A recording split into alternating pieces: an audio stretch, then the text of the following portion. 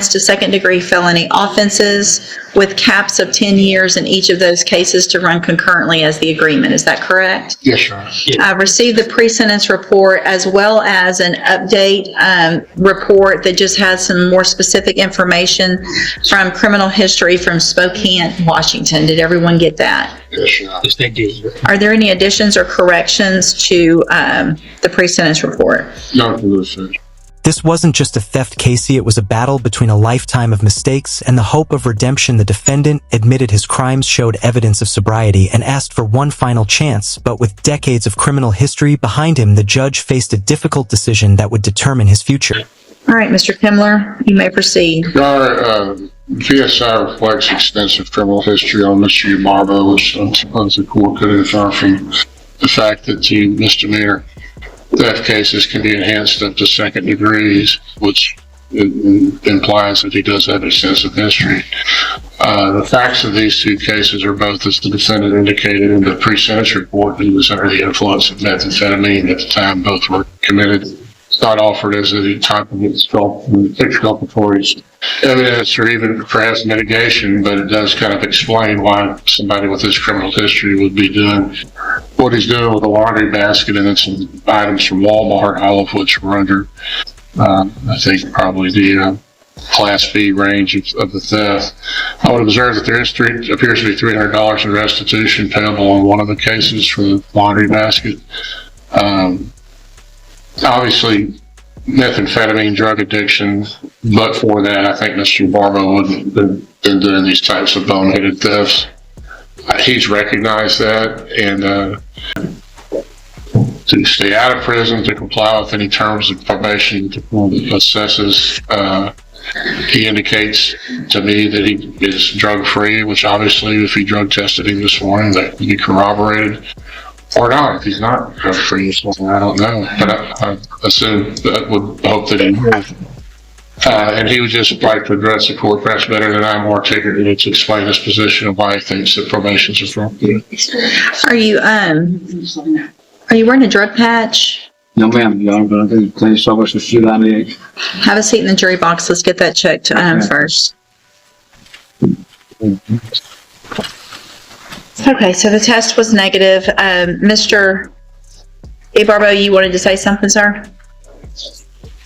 You could address the court. Yes, sir. On this, y'all probably not alcoholic, drug addict my whole life. I went through treatment. I was point when this case came about, everything, my whole life, the utilities and all, was overwhelming. And so anyway, so I've been cleaning so on the 8th. I go there and revenue.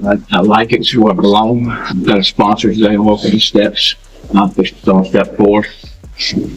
Where I found a purpose I never had.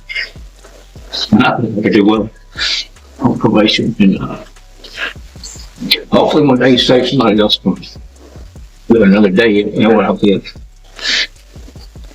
Which is horrible addiction. And that's all of that.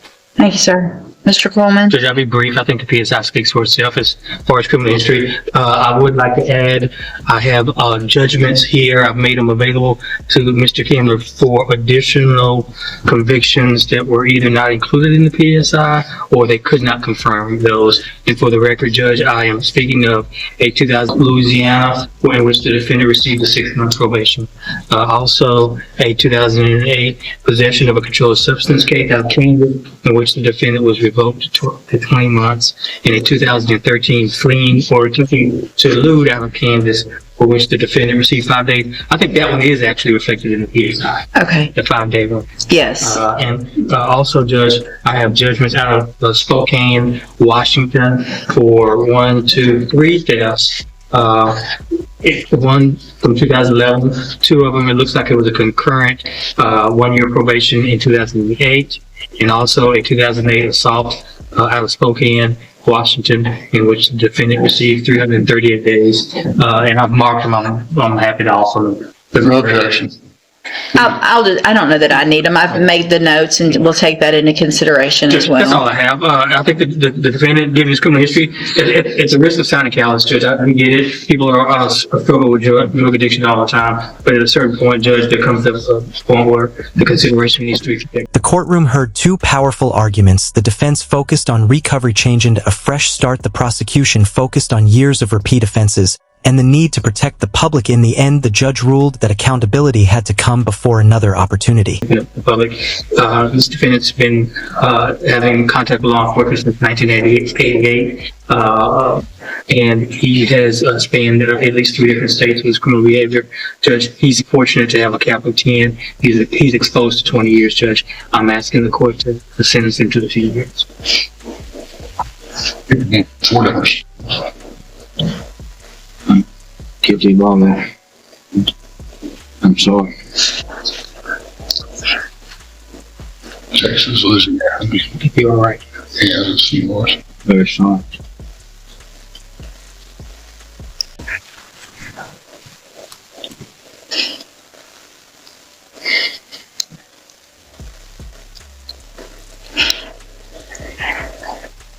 I guess my biggest issue, Mr. Ebarbo, is, well, one of the biggest issues is I appreciate and I'm glad that you have done what you've done over the last few months.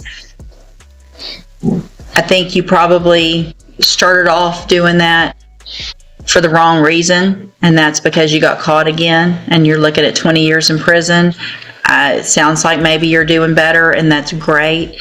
I just wonder why it's taken so long. It looks like you went to the Unity House back in 1986, and other than that, it's just at some point you've got to take responsibility before you commit an offense, not after. I've counted 24 misdemeanors. I think with some of the ones that Mr. Coleman has said, there's probably actually more than that. There were some records that couldn't be found from different states. They're probably looking at more like 30. 7 felony convictions. You've been to prison. It's just too much. And at some point there has to be an end to what you're doing and get that help before you continue what you're doing. I'm going to find in each of your cases that you entered your pleas of guilty freely and voluntarily. In cause number 24, DCCR 1722, find sufficient evidence to find you guilty, and at this time find you guilty of theft, find your prior enhancement convictions true, sentence you to a term of 7 years in the institutional division of the Texas Department of Corrections. You will receive credit on that sentence for any time that you've been in custody that the law gives you the right to receive. Clause number 24, DCCR 2289, also find sufficient evidence to find you guilty, and at this time find you guilty of theft and find those prior enhancements true. Sentence you to a term of 7 years in the institutional division of the Texas Department of Corrections. You will also receive credit on that sentence for any time that you've been in custody that the law gives you the right to receive. These will run concurrently, which means together at the same time. I've handed you the trial court certification in each of those cases that shows that these were agreements that I followed, and so you've waived your right to appeal. I have also handed you a written admonishment regarding your ineligibility to possess a firearm or ammunition. Because of the judgments entered against you, you're ineligible under Texas law to possess a firearm or ammunition. Possession of a firearm or ammunition could lead to charges against you. Firearm is a legal term. You should read the written admonishment I provide you to see what devices. After hearing every argument, the judge sentenced the defendant to 7 years in prison. His recent progress was acknowledged, but his long criminal record carried greater weight. Now it's your turn. Was this the right decision, or should rehabilitation have been given one more chance? Let us know in the comments.